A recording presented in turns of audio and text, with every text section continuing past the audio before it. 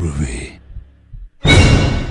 What's up guys, Awkward Arsic here, and I'm back with another HHN 2017 speculation video. But before I jump into this week's topic, if you haven't seen my HHN Monsterpalooza panel video, it's linked down below and the title card above. Also, I have a separate video showcasing the entire Monsterpalooza convention. There was a ton of amazing artists that showed up. There was Robert Englund, there was Kane Hodder, who's the original Jason, a lot of awesome museums, collectibles, statues. If you guys haven't been to Monsterpalooza before, it's a 2-minute video I put together, linked down below as well. But now let's talk about Stephen King's It, because I think that there's a huge possibility of this showing up to this year's event. And I know I did a video a couple weeks ago with the leaked, rumored lineup, but like I said, things are subject to change. And if you haven't seen the trailer for this remake as well, I'll link it down below. The only thing I'm disappointed about is they definitely went for a more child-friendly route.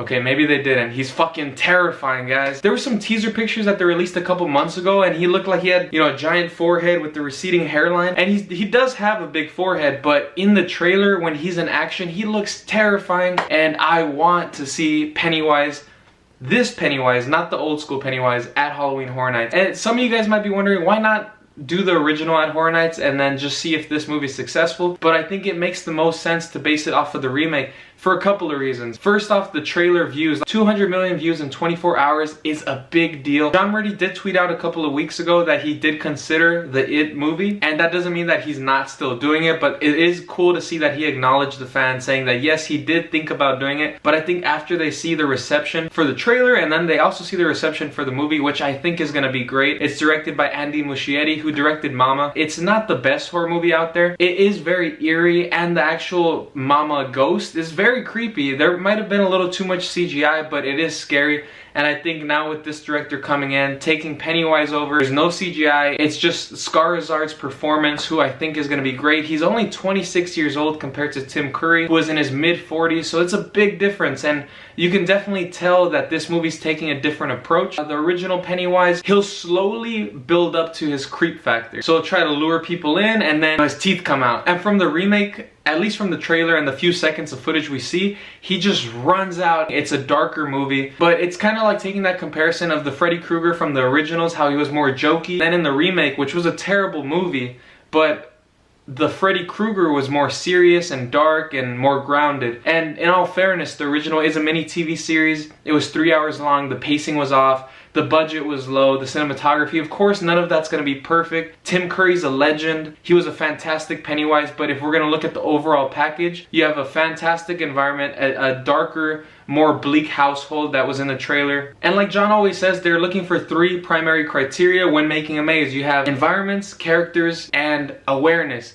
Character-wise, both the original and the new one, of course, if you see Pennywise, he is recognizable. Red hair, clown, creepy. We had Kudos the Clown and the Terror Tram last year, and then we had Clowns 3D the year prior. But we've never had an IP-based maze with the clown. So I'll take Pennywise, I'll take It, or Killer Clowns from Outer Space, which would be amazing. Killer Clowns from Outer Space will be more like Clowns 3D, which means it's gonna be bright again, it's not gonna be terrifying, and Pennywise can be the first clown we see in a very enclosed space. That would be just awesome to see. And in the leaked rumor lineup, we did have The Shining on the list. So if we finally have the rights to a Stephen King property, I personally would take It over Shining. The Shining's a classic, don't get me wrong, but I think if you're gonna go for environments and characters and scares, it's definitely better to go with Pennywise. For all of you guys that are watching this video, for all of Horror Nights fans, we're gonna recognize The Shining, we're gonna recognize Jack Nicholson's character, and Pennywise. So both of those properties are awesome, I want both. But for the general public who go in and just wanna see The Purge every year, or who just wanna see Freddy and Jason, if you show them a picture of Jack Nicholson with an axe, I don't think a lot of people would actually know what it is. There's a lot of people out there that are just not into the horror genre as much as we are, and Pennywise is something that the general public is aware of, and it just makes a lot more sense business-wise. And this movie is going to be releasing on September 8th. I believe Horror Nights this year is going to be September 15th or 16th, something like that, so it's 1 week after the movie releases. It's great cross-promotional advertisement. It makes so much more sense to have the It movie as a maze this year, and then to save The Shining for next year. It's a win for Universal and Horror Nights because it brings people in, people that want to see Pennywise in person, and then they get to go watch the movie, and then the studio's happy. We need to see it this year, guys. This is a maze that after seeing the trailer, I've watched it 7, 8 times now. It's a fantastic trailer. It's creepy, atmospheric, the cinematography is beautiful. The studio did announce that they want to split this franchise into 2 parts. So this movie coming out in September is going to follow the kids, And then next year or the year after that, they're gonna release the second part where it follows the adults just like it did in the original TV series. And if they do that, I think it's just gonna be a great way to have a continuation maze, just like they did with the Halloween series. We had a maze based off of Halloween 2 years ago, and then Halloween 2 last year. People love something that they're familiar with. So if you get a maze that they really love, if they knock this maze out of the park and then the next It movie comes out and they bring It back, it's just gonna bring the general public back. Also in March, John Murdy did tweet out that he got a secret package with a ton of CDs with photos in it.